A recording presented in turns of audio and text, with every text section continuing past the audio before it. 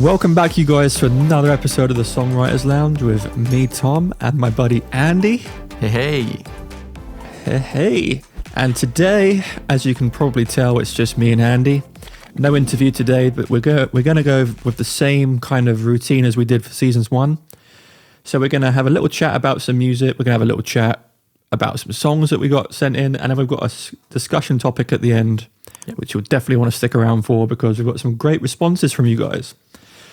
Right, so let's just get straight into it. So I love asking this question. Andy, what have you been up to, mate?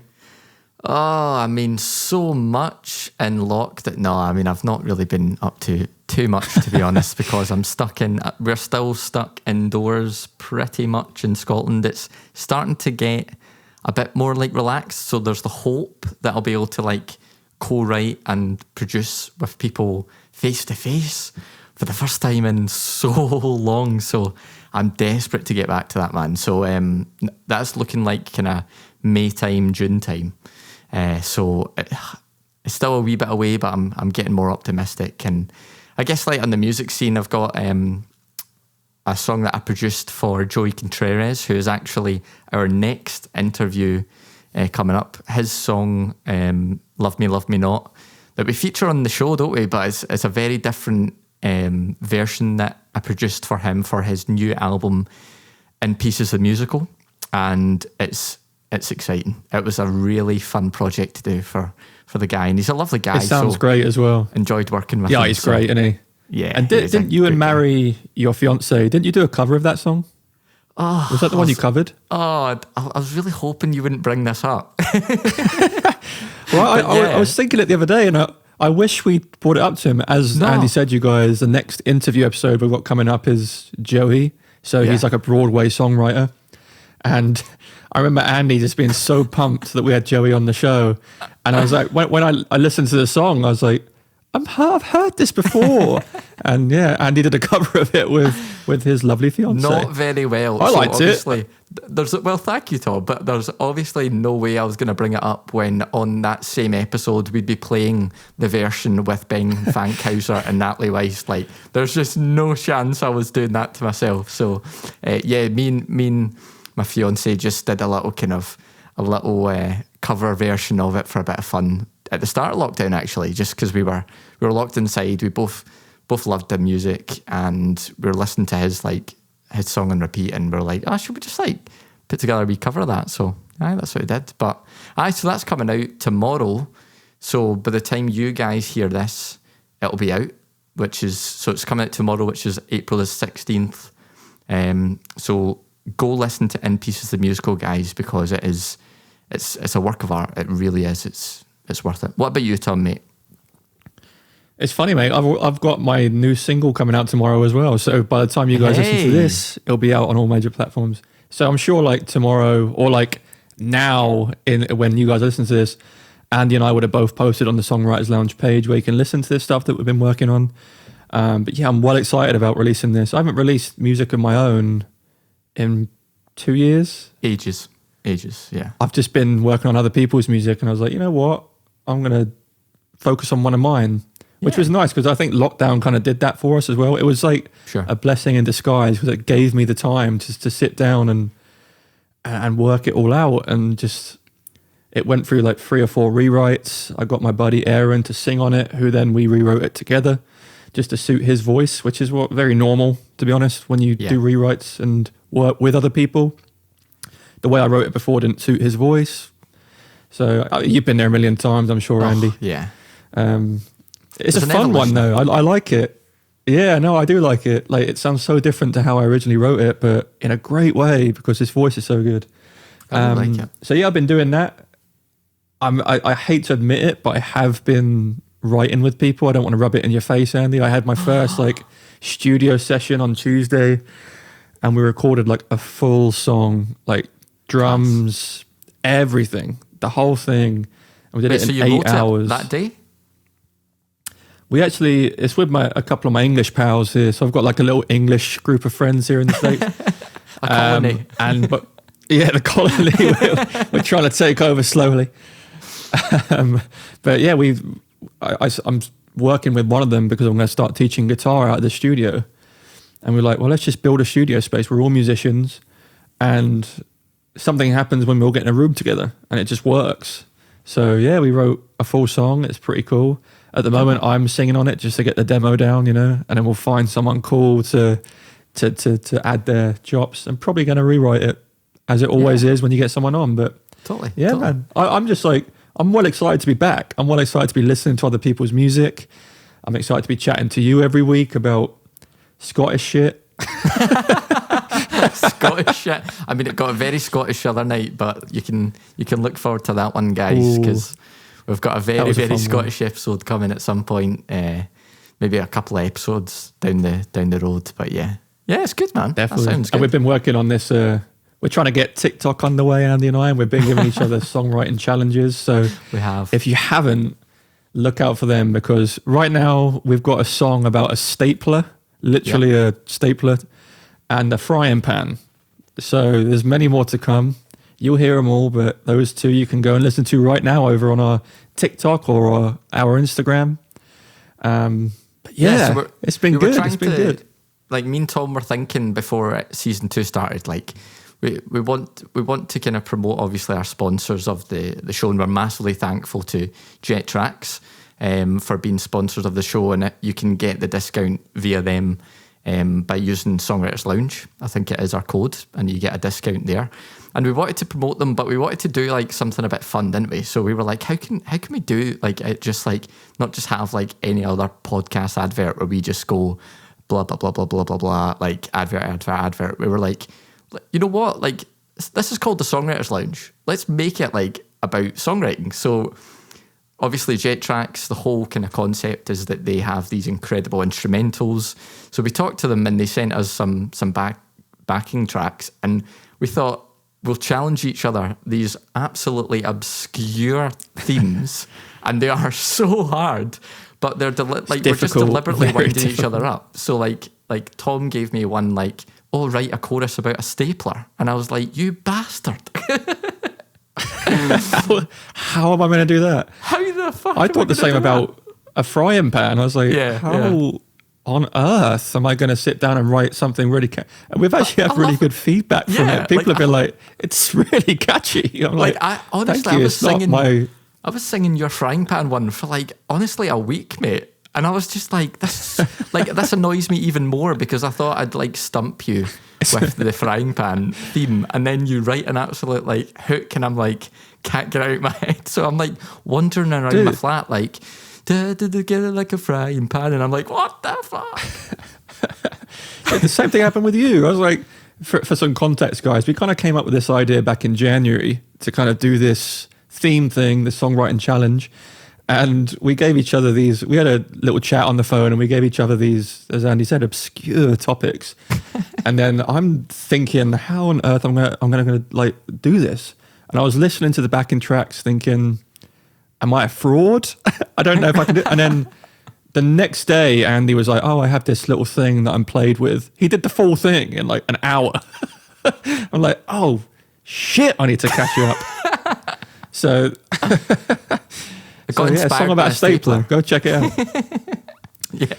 We'll probably play it. So like, hang around, and we'll definitely play that ad, and you'll hear. Yeah, so, I mean, that very ad is going to be in this episode at some point. Whether we fling it in at the middle, we'll probably fling it in the middle this time. Just spice it up. But it was in the end of the last episode. So if you always keep listening out for it, our crazy, weird songwriting hooks and challenges, if you like, are going to pop in there. So it's a bit of fun. It's been fun, and also like hair pulling out, trying to come up with like something good. But yeah, it's been great fun. It's been a real challenge, which I like. Yeah, it's a bit of creativity. Songwriting challenge.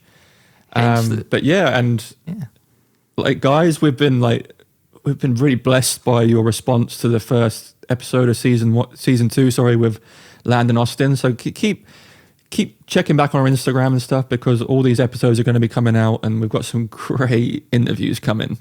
Yeah. As Andy said, like, we've got, Joey Contreras is up next, and he's just the best guy, ridiculously talented.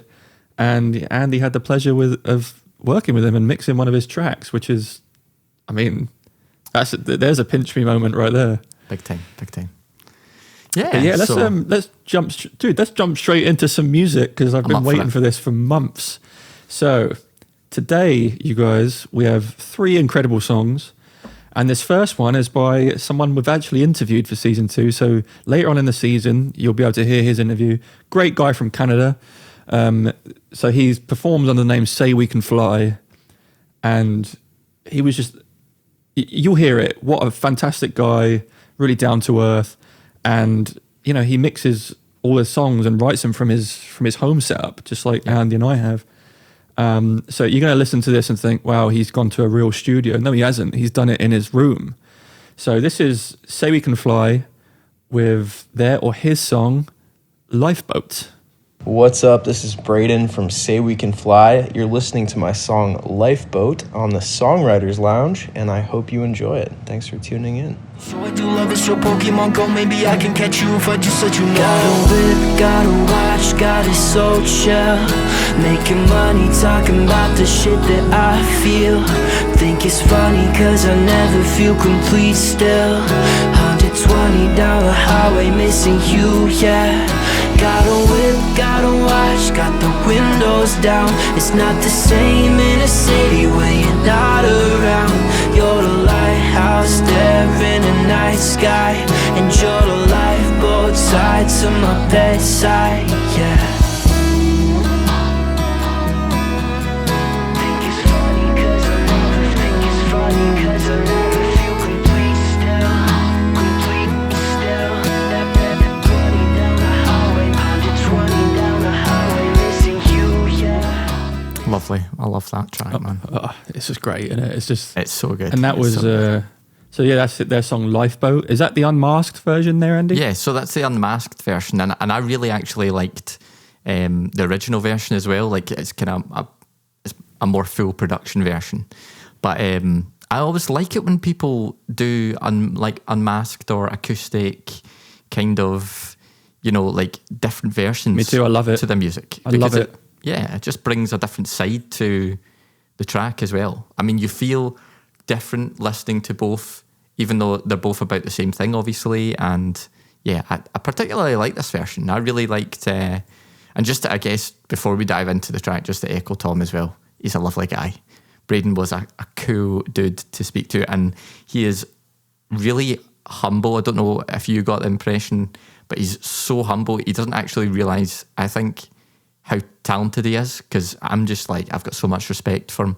And this track for me is, yeah, like straight away stylistically, like his vocals and his like vibe is very like all about like that emo acoustic, emo kind of pop punky infused kind of space, and I'm all about that. You know, grew up with it, mate. We grew up with that, so we are big into that kind of sound, and instantly, my head goes into that space and that community that I love so much, and it just really fits for me, and I think, you know, there's the vibe of it, but he's got a really good vocal. You know, he's a talented vocalist. Oh, perfect. Yeah. So it's yeah, I just wanted to point out, because we do speak about the song with Braden on the episode with him, and we spoke through it and like how he wrote it and produced it and stuff. But one thing that I kicked myself after we finished the episode is I didn't bring up with him, his diction is incredible. You understand every single word he's saying, which may seem like a really strange thing to talk about with a vocalist, because you might be thinking, like, well, of course you can understand him.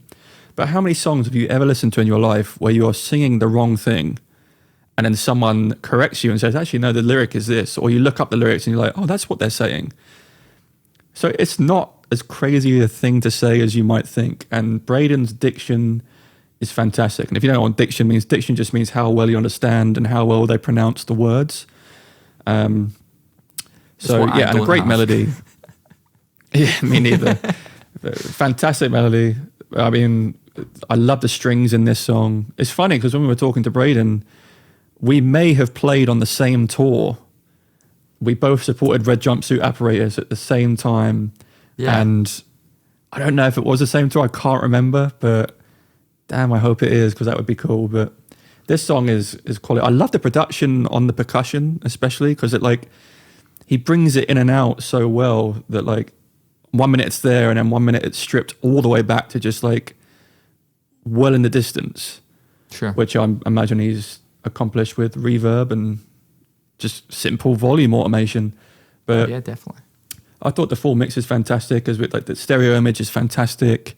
Everything is so clear in the whole stereo field.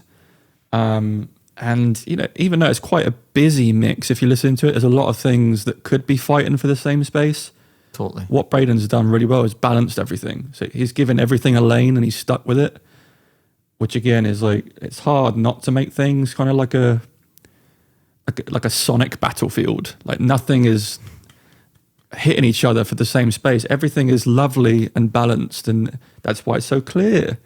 So yeah, real skill that takes as well, real skill.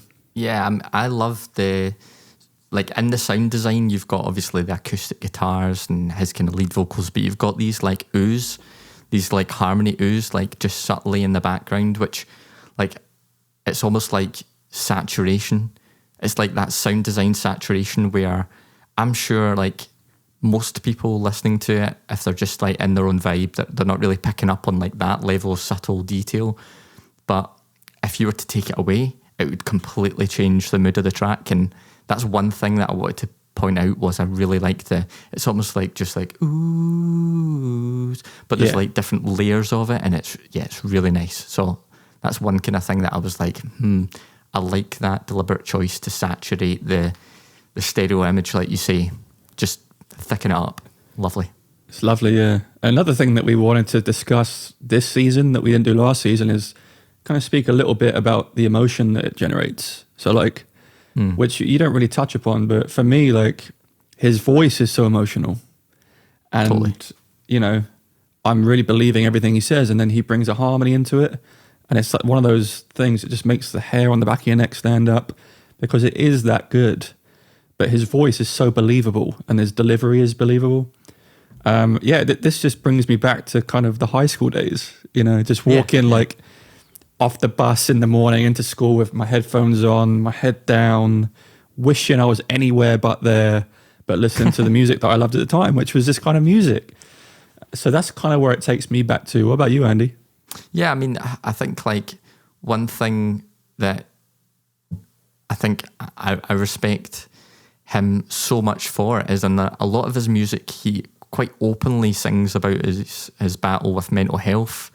And there's some lyrics in this that generate straight away like emotions for me, which is like, I think it's funny because I'll never feel complete still. Like it's like instantly I was like feeling quite pensive but reflective. And I think that's everything he's trying to convey in this track. I think the energy is quite low, but it's also like, it's quite serious as well, like the meaning to this song. And there's a bit of hope in there, which I like. You know, there's a lyric in there, you're a lighthouse there in the night sky. So it's not all that kind of doom and gloom and the kind of the struggles. There's a bit of like that kind of positivity, which I really liked. So that emotion does come out at times.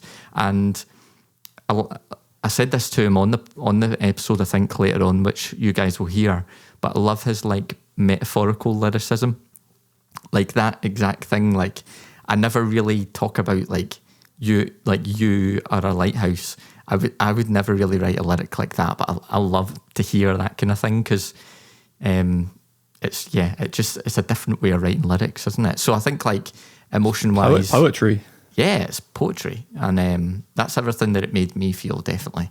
So I think it's a top-notch track, and also as a Songwriters Lounge kind of sneaky hint, he was lovely enough to give us a wee cheeky listen to his upcoming album, and oh my God, honestly, guys, fantastic, isn't it? It is unbelievable.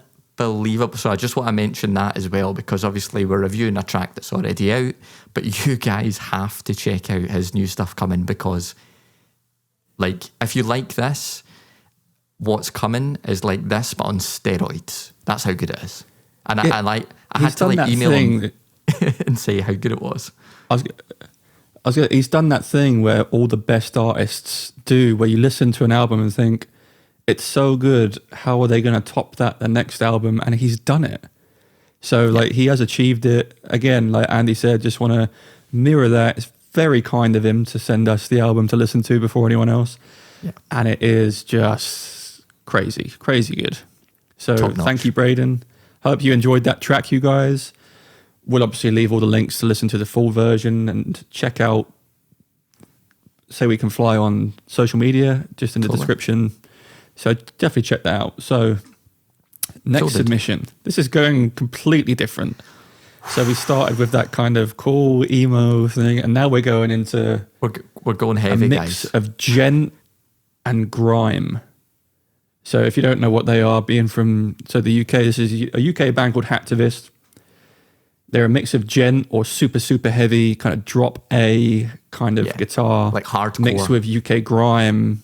Yeah, and grime is like, you know, rap, and they've just blended it perfectly. So this is Hacktivist and their song Planet Zero. Yo, this is Jot Maxi from Hacktivist, and you are listening to Planet Zero from our upcoming album Hyper Dialect. I lost my chin, cut my skin. Take your knife and stop my hand. Love your knife in. I do not want to live in this world. Live in this world. Lost my turn. Lost my chin. Take your knife and stop my hand. Take your knife. I do not want to live. Let's be the nature, take this course. How long will we be around? No one is sure. Let's be the nature, take this course. Homeless plastic balls just end up on the shore. Homeless people on the streets, plastic balls in the sea. We call this humanity, I can't take it seriously. Homeless people on the street, plastic balls in the sea. We call this humanity, I can't take it seriously.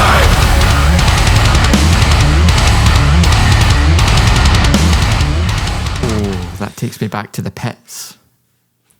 Straight away, definitely. Like, I'm in the mosh pit. Like even just from that clip, you didn't get the full sense of the grime vocal. There is another vocalist that sings. Yeah. So definitely, we'll leave the links and stuff to check it out, but you want to check it out because it's incredible. And yeah, it's one of those ones that like Andy said, it just puts you in the pit. It puts you back there kind of front row, like, whoa, like there's so much happening around my ears. And then this is like a battle, this song, but done really well. So you can hear everything. For me, the snare completely drives this track. Like from the full song, if you took that snare away, it wouldn't be the same song. Yeah, so it's big on the drums. I just wanted to highlight how important that snare is, just the crack of it and how well it cuts through the mix. But you know, I just want to really talk about kind of the lyrics and the message behind this song, because again, if you listen to the full thing, you'll understand more. And it's just about what the world's turning into, I think. Like, a really powerful lyric is, homeless people on the streets, plastic bottles in the sea, we call this humanity, I can't take it seriously. Which is like a big kind of, if you don't know what that means, then where are you living? Yeah, totally. But very powerful stuff. Another one is, now Great Britain's hooked on Love Island, but don't want to show no love to the island. Plastic bottles get found by divers, drastic times, we're survivors. It's just like, of course, it's all about like, you know, what the world's doing and how... Yeah, it's going to shit, basically. Yeah, exactly. Another one here, this is one of my favourites. Got vomit in my mouth, so I swallow it down. But I hate our destruction. We're all just sick. End of discussion. And that end of discussion line at the end is like, ooh, don't even argue with us because they're completely correct. Like, they're just amazing, spouting the truth. Amazing, very good lyrics, and delivered well. Like the whole song is delivered really well and arranged well. The distortion they have on the harsh vocal is tasty. It's done well. Tasty. Like a cheeseburger, tasty. It's that tasty. it's like a massive cheeseburger. Yeah. I love the see on the vocals, Tom. I love the like variation in the vocals. So obviously, like we've listened to the full track through, and we're only playing a snippet here. But you have like screams, shouts, whispers. Like, you get a sense of that chaos from the way that they are flipping up the use of their instrument, which is their voice, right? And yeah, I thought it was class. I mean, it's heavy as fuck. It's just the whole time from the fade in, because there's a slight fade in at the start, and then it just smacks your ears from start to finish. And it's got that classic like gent sound, but you're right, with that little kind of rappy grime fusion in there. And I mean, I just love like the kind of the hardcore rhythm where you've got like the double kick drum and the electric guitars doing the grr, grr, grr, you know, that's just like, it always has driven me like emotionally. And I guess like when we talk about emotion, like instantly, okay, like some listeners, this will be like very out their comfort zone. You know, if some of our like season 1 is very like heavy on like country, and this is like a world away from like commercial country songs, right? Yeah, totally. So I mean, what hopefully people, even if it's not like quite into your lane of music, you cannot deny that they get the emotion spot on. So they are wanting to create that sense of chaos that they're speaking about in the lyrics. They're wanting to give you that anger, that rage that they feel about the way that shit is going down. So I just think there's definitely something that I think musically everyone should be able to appreciate in the way that it might not be your style, but you cannot deny that it hits those feelings. Totally. Yeah, there's a definite and very clear and direct message in the lyrics, and as you said, how that they've created that chaos and chaos is maybe a harsher word. So it's a very heavy song, obviously, and if you're not used to heavy music, it can sound quite chaotic. But everything's planned, everything's arranged as Andy said. Like, listen to the kick drum that drives the guitar and the bass along with it. Yeah, and it's so music technical. like this, really hard to play. Very hard. If you're a guitarist, pick up your guitar, try and palm mute, and just do that for 3 minutes. Like, I bet your hand falls asleep after 30 seconds. Yeah. But awesome song, I thought. And again, you'll have to listen to the full song. We'll leave links and stuff. Sure. But it's a very powerful song, and everything's produced well. The thickness of the guitars comes through, and you've got the bite of that snare, the kind of click of the kick drum, which again helps the snare drive everything. But the snare really is like, when I listen to this mix, everything is around the snare. The snare is in the middle. Everything is built around it, which is good, to be honest, because that snare is so good. It's a good drum beat. But yeah, you guys, I mean, you'll have to go check this full song out, because it's a special one. It really is. And they're a great band. So if you haven't heard of them, okay, another band that I supported back in the day, and they made us look like little kids. They made us look awful because they were that good. Yeah, and you can hear it. Yeah, they're a quality band. Oof. What I mean, they're all smashing top that musicians. Smashing that limiter. You know what I mean? Like, and that's just the kind of genre as well that it is. Like, just absolutely throttling the music into that compressed sound and getting that real kind of driving that thick, saturated sound, like you're saying. Yeah, I loved it. Really cool. I mean, even the mastering of it, like, you can hear like that they're really using that limiter, whatever limiter they use. It must be exhausted. It's probably with that genre of music, you have to have a couple of limiters, I think, to take the pressure off, like just throwing it into one limiter, like almost like serial compression. Yeah. You would just do like a bit on like different styles of limiters. That's what I imagine has happened. I could be wrong, obviously. Yeah. I bet the waveform looks like this. It does. It does. It is square. Just there thick. are no dynamics. It is just thick mix. Yeah, it's so good. So good. But yeah, awesome, you guys. And thank you for coming on, letting us play that on the show. It's honestly, I've been following them from the very start of their career. Cool. So It's awesome. And then again, we're just weaving and turning all the kind of music genres today. So today we have another English musician. Goes by the name of Duchess with her song Gurlz. And this one is another kind of very, very different from the other two, which is it keeps it really interesting to listen to, I think. And for Andy and I to sit down and listen to these songs all the way through, you couldn't pick 3 more different songs. Yeah. So again, this is a new one. I'll let Duchess introduce it now. Hi, this is Duchess, and you're listening to my brand new song Gurlz on the Songwriters Lounge Podcast. I really hope you enjoy it. I tried, but boy, you've got me jaded. She's curious, I'm wasted, yeah. I'll try, go, think I like maybe I'll like, she ain't complicated like you know. She loves everything that I do, so maybe I'll try,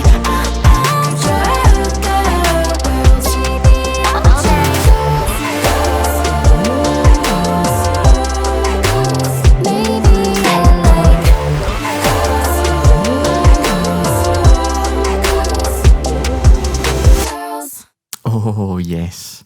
Oh, I love this song. This is right up my street, this kind of music. It's a bop.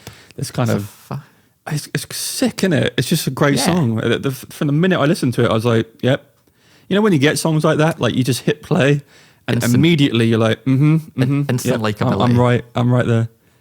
Yeah, this was it for me. It kind of like, it's almost like a little Ellie Goulding-y, but like... That's very right. In my opinion, I like that. Yeah. I prefer Duchess's voice in the genre that this song is in. It's not quite as like sat back as Ellie Goulding is, but I love Duchess's tone. Just the tone of her voice and the delivery is particularly good. And she's done something that I haven't heard a lot of people do since like Michael Jackson, where she uses these breaths to kind of partner the kick drum. So it's like a, or like a, ha ha da da da. So it's very percussive the way she's like delivering that the chorus there. So like everything is, and then she kind of, even the way she says girls. I know this is something you're going to speak about as well, Andy, but like the girls. It's like it's almost like she's written it out on like a graph, like a MIDI graph. It's almost like she's written it out and just moved everything and then just performed it like that. Maybe she did, I don't know, but it's sick. My favorite bit of this whole song is the little chorus run that she does. You know, the she ain't complicated like you. It's just like the little run she does. Yeah, it's sick. Nice. It's a proper good. And like I said, I love the percussive breath she does. That if you listen back to it now, it's in the chorus. It's the breath she does that kind of partner the kick drum, and it just goes with the kick drum. And Michael Jackson used to do it a lot, like the dun dun da da da. Like you hear it if you listen to it again. Yeah. Oh yeah, all the little like exactly. You know it, guys. You know it, guys. But I really I just love the whole song from start to finish. As I said, like this right up my street. This is the kind of song that I would listen to. Yeah, totally. And you know, again, we'll leave links in the description so you can check the whole song out. But the beginning of the song it starts with this vocal manipulation that they've obviously like messed around with one of the vocal lines and kind of made it almost sounds like a synth, but it's actually like a manipulated vocal. And there's so much space in the song, and it's space for the listener. I really kind of found that little pocket, the little groove pocket, like, and it kind of like, that's what drove my little movements, which is what, you know, like a dance group love. They love those little pockets to like do all their little bops and stuff. And you can hear it with it's very, very percussive in the way that Duchess delivers it, which is what makes you want to dance, to be honest. And again, like the emotion this kind of delivers to me is just festival, good mood. I want a beer in my hand. I want the sun out. I want just to listen to a song and just like kind of like just find that little groove pocket and just do my own little thing. I can't dance to save my life. I would try. But yeah, mate, I love this one. Loved it. Yeah, I thought it was a banger, to be honest. If I was to choose a single word, it's definitely like commercial ready. Like I can hear that perfectly, like in amongst some of the, you know, like the big Spotify like playlists that is like, you know, got that kind of pop, chill pop kind of vibe. It wasn't like so like EDM, but it had like some elements of that. It had some elements of commercial pop, some of like alternative pop. Like I quite liked it. It was a bit of a pop fusion, a pop mix. Cocktail. Yeah, a cocktail. A pop cocktail. Oh, there's a tongue twister. I know, that's why cocktail. I just almost threw up on the mic there, because in a Scottish accent I've definitely challenged myself there, but yeah, like, see when you said about the like, yeah, loved that. Like I'm a sucker for an interval, always on vocals. For me, like they always form, like, if I was to say, if someone was like to ask me, oh, like, how do you write like a vocal hook? I would always say, try and get an interval in there. I don't know, like, obviously they vary, right? And every hook will, but I just love, there's something about like those kind of intervals that just really like emotionally like triggers me to like I want a bit more. And that was one of those. And it was very heavy on the vocal production. Like seriously, like she's went to town on her, not just her lead vocals, her double takes, her harmonies, her like percussive effects, like you were saying. Very, very, like, a lot of time was spent by her and some seriously good work done into the microphone. And that comes across, you know, she's got that ownership in the song, and definitely has, you know, smashed it in the studio. I loved, right? I cannot tell you how much a bass line makes me happy.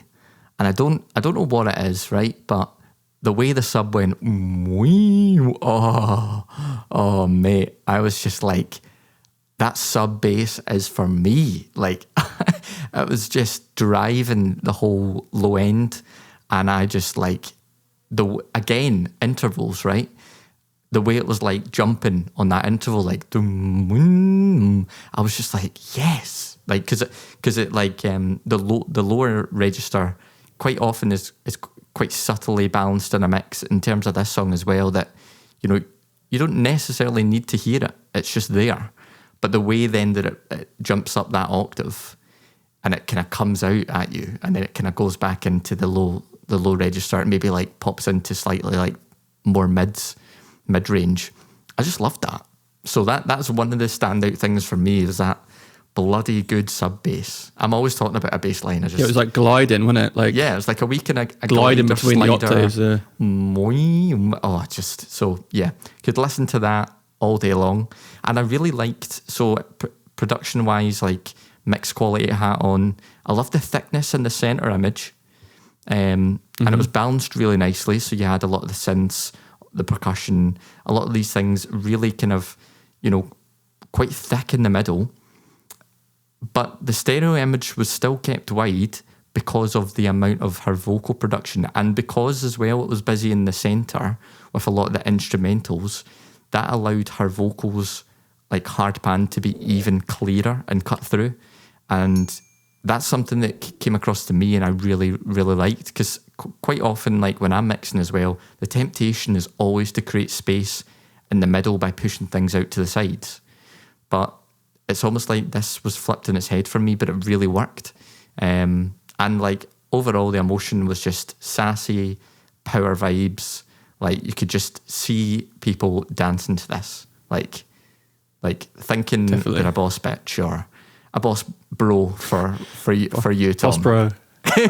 Boss bro. Yeah, but I mean, get a T-shirt printed, boss bro. Boss bro. Yeah, I definitely agree with you there, and it's nice that, like, similar to what I said with the second song, the snare drove it. It was all about the vocals in this song. Yeah, the vocal arrangement has taken a lot of time. The doubles were particularly good. So all of the air, I had to listen to it a few times, all of the air, the vocal air you're hearing is coming from that double. So they must have high passed up pretty high, I reckon up till like, maybe even like near the 1K range, they might have high passed that just to make that clarity in the air. Yeah. Yeah. And I thought it was really well done. The kick wasn't too poppy. And what I mean by that is not the genre, like the click at the 2K region, which you get quite a lot in EDM. So like in classic EDM, yes, you get the sub boom, but you also get this really kind of snap, kind of signature sound. It didn't really have that in this, but I like that because again, it was sitting nicely in the low end, not being like an EDM kick, like just smashing the mix and being so in your face that it's distracting. I thought it was a subtle kick, wasn't it? Yeah, I thought it was nice, but it was thick, but it was subtle. I liked it a lot. Yeah, me too. Almost like a heartbeat, like the boom boom, like the kind of that kind of sonic sound. Yeah, I get that. Yeah, I really enjoyed it. So again, Duchess, thank you very much for sending that in for us to play. Massively appreciate it, and we really enjoyed it. And again, all the links to those songs and those artists we'll make sure are available in the description. So you can guys go check them out, support the artists because they deserve it. It was that good. Totally. Hey guys, I think it's time for another cheeky songwriting challenge, don't you? This is where mid-podcast episode I challenge my good buddy and co-host Andy to write a vocal hook over the top of an instrumental provided to us by our sponsors JetTracks. Head to jettracks.com now, use code Songwriters Lounge for a free track when you buy one. Now today, I wanted to make the subject deliberately difficult for Andy. So Andy, this week's subject, stapler. Over to you, pal.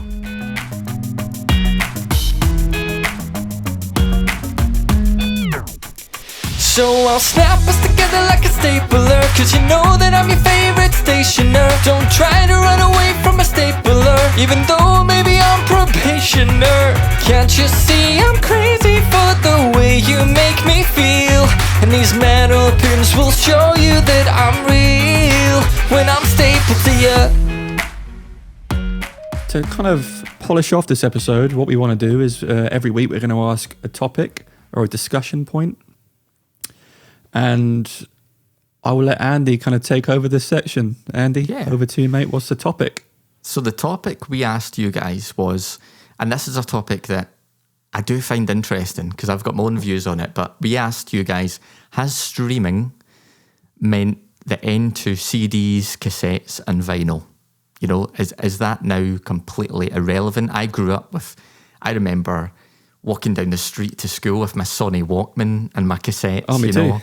And then I remember walking with my handheld CD player, and I had to hold it at that really flat angle. Like this, like a dinner plate, yeah. Yeah, so that it didn't like... It played well, yeah. Yeah, because if you held it at a different angle, it just would start freaking out. And I've got a couple of vinyl records. So I've got my own idea, but I wanted to hear what you guys were thinking. So we're going to play a couple of people now that have sent in, and thank you so much, everyone. We always appreciate it because it brings another dimension to the show for me. Just hearing, getting other people on the show and a different perspective than me and Tom's is so valuable. So please, if you're listening to this for the first time, get involved for the next episode where we'll ask a similar question, and we're going to ask it at the end of this section. But for now, here is our first listener submission. Hi Songwriters Lounge, my name is Etoile and I'm a French-Aussie artist living in London. So I was thinking about your question about whether vinyl, cassette and CDs are still relevant today. I really feel like that depends on where you're living. I believe that CDs are still really big in Asia. However, myself, I haven't really bought a CD for 10 years or something, and they're just scratched too easily. They get damaged too easily. Vinyl, I definitely think will live forever. It's just, there's something special about the sound and just about the ritual of taking a record out of the sleeve and putting it on the record player. So I definitely think vinyl's still relevant. Maybe, I don't know, not many people have a record player, I suppose, but I think people will always, if that makes sense. And finally, cassettes are cool, man. The 80s were cool, and I really like the idea of releasing my album on cassette, but I just don't know about the viability of getting cassettes made. I was thinking about it recently because I've got this cool old ghetto blaster that, has a cassette player, and I just thought it'd be fun to be able to put cassettes in there. But yeah, I don't know. I have to look at the cost of that. So that's my 2 cents worth on the matter. What a legend. Yeah. I love that submission. Legend. French Aussie. You have to explain that one. You have living to in London. that one. French Aussie living in London. Yeah. Very bizarre, but I mean, love my hometown. So I like you. But yeah, I completely agree, mate. Everything she said, I was like, yep, spot on. Yep, me too. Wish I had a cassette of my own music. I don't. I wish I had a vinyl of my own music. I don't. I'll probably get one just for myself one day. It's CDs, so expensive. yeah. It's so expensive. That is the interesting thing. Is it's a lot of money, isn't it, to press? Well, I think anyway, to press vinyl. I don't know. Definitely. And it was streaming. Like, there's nothing to break. Like she said, there was nothing to break. It exists in the digital world. There's no physical thing. So, and you can access it anytime you want, which is another thing. But then there's something missing these days about owning that CD and like supporting the artist. Yeah. Like even now, if I go to a show, I'll always pick up a CD from the artist, always, just so I have it. And just it's cool. You usually got like a message to you guys in there, like information and stuff. So I do miss that. that. Yeah, cool. Well, we'll go to another point of view, and this is from Vandy. Hey guys, this is Vandy Enzor, and I still use all of those. I still have a CD player in my car and listen to audiobooks and language CDs and CDs by different artists. I still have a cassette tape that has Patsy Cline on one side and Loretta Lynn on the other that I grew up listening to. And I also grew up listening to vinyl, and I still have some vinyl. I even have some of my favorite vinyl hanging on my wall because it's just too beautiful and I want to see my favorites. So I would say no, they're not dead. Either that, or if they are dead for everyone else, then I'm just, stuck in the past. But I'm okay with that. I still have all 3 of those CDs, cassette tapes, and vinyl. And my mom uses them too. And my grandparents. So, and I'm only like 30, so. I love that. Nice. Well, So thank you, Vandy. Yeah, thanks, Vandy. That's good insight. I love how your whole family uses them all. Thanks for giving me too. Your full family there I mentioned. That was cute. Exactly. And yeah, I just wish I had access to more of those things, I guess. I have a CD player in my car too, and if I buy a CD from someone locally, I'll always stick it in there just to listen to on the drive home. But yeah, I do want to start thinking about that more. So it's like this topic's made me really think about it. But thank you so much for that submission, Vandy. That was really, really interesting to listen to your insights. Yeah. And our final one here is the infamous Mr. Banana Hat, who's already, I think, Legend. appeared in episode 1, isn't he? So becoming a theme, but what a guy. So here is his submission. No, I don't think they're a thing of the past, if purely for sentimental reasons. Much like with a good book, there's something special about being able to hold a physical manifestation of something you hold dear. Yeah, I like that. Yeah, okay. That's why we wanted to play this response, because it was like, there is something about having it. Like even if I really miss having like a CD pile or like a CD folder. Like you remember the old things you used to have in your car. Sleeves. It was like it was a the sleeve sleeves, thing. yeah. And you had like, what should I listen to today? And I think some of that kind of romanticism comes away from not owning it. So yeah, Mr. Banana Hat, which I believe you're Danish, Mr. Banana Hat, which is cool. So we've gone around the world again in this episode. And thank you so much for your insights. Andy, what's the next topic? So well, I guess I just want to say before I introduce the next topic that, interestingly enough, before we asked this, did think that they were dead. And I thought we'd get a lot of people sending in like the opinion like, yeah, you know what? Like streaming is just like too easy, like less hassle, blah, blah, blah, blah, blah. But the more like I've listened there, I'm like, yeah, you know what? Like there is something special about these things and they will make a comeback. And vinyl, like there is no better way to listen to music. There's something about that kind of analog needle scratching on the grooves that creates just this raw sound that you cannot get digitally, I don't think, anyway. But yeah, that's magic, isn't it? It's just like, that's just my thoughts. Yeah, I was the same actually. I must admit, I thought a lot of people will be like, "Who wants that anymore?" But I think, I think cassettes will probably be the next thing to come back because there's something very vintage and 80s, which is very much like the style now. Yeah, I mean, I would love my music on a little cassette. But people have been like quite 90s, kind of the last, I think, 5 years. And maybe, the next 5 years, like after now, is going to be like even further back, like people getting into that 80s vibe again, with that classic kind of look. So who knows? But I mean, great submissions, guys. Thank you for your insight. And for new people who want to get involved, here is the next question. So if you are listening and you're an artist, you're a musician, you're in a band, we want to ask you, because this is something that I'm sure everyone listening can relate to, what has been your most successful single release strategy yet to get your music heard?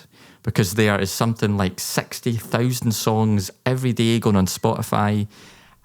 How on earth do we all get our music heard is such a challenge. So if any of you have any kind of interesting, topics or interesting discoveries from your release strategies, or even just you want to talk about the basics that you know, send us a voice note in and we will play it on the next episode. And that would be an interesting one, wouldn't it, Tom? It's kind of music marketing. Yeah, I think it's, again, something that I think everyone will have a say in, and also everyone will want to take a piece away from it. Because it is one of those things, like, how do you do it now? Because there's so much out there that what is the best, even if like you've mold all these different tips together. So we'd really love to hear what you guys think. And it couldn't be easier to be part of the show. All you need to do is head to our Instagram or email us at submissions@songwriterslounge.net, or our Instagram is just songwriterslounge_. And just send us a DM, just a voice note, which you can record straight on your phone. Just hold a little microphone, exactly like, "Hey guys, this is what I do."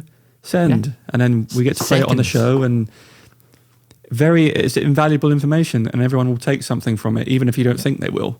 Yeah. So it doesn't matter what you do. We just want to know. We just want to talk about it. So I can't wait to hear what you guys say. I've had a great time on this episode, Tom. I've loved it. I know I'm already looking forward to the next one. Guys, let us know what you think. Give the artist some love. Look out for the next kind of few episodes. Check out our last one with Landon Austin. Great guy. You'll learn some things about the music market in there as well if you go check out that episode. Yeah, big time. And, from Andy and myself, we will catch you next time, guys. Have a great day. Adios, amigos.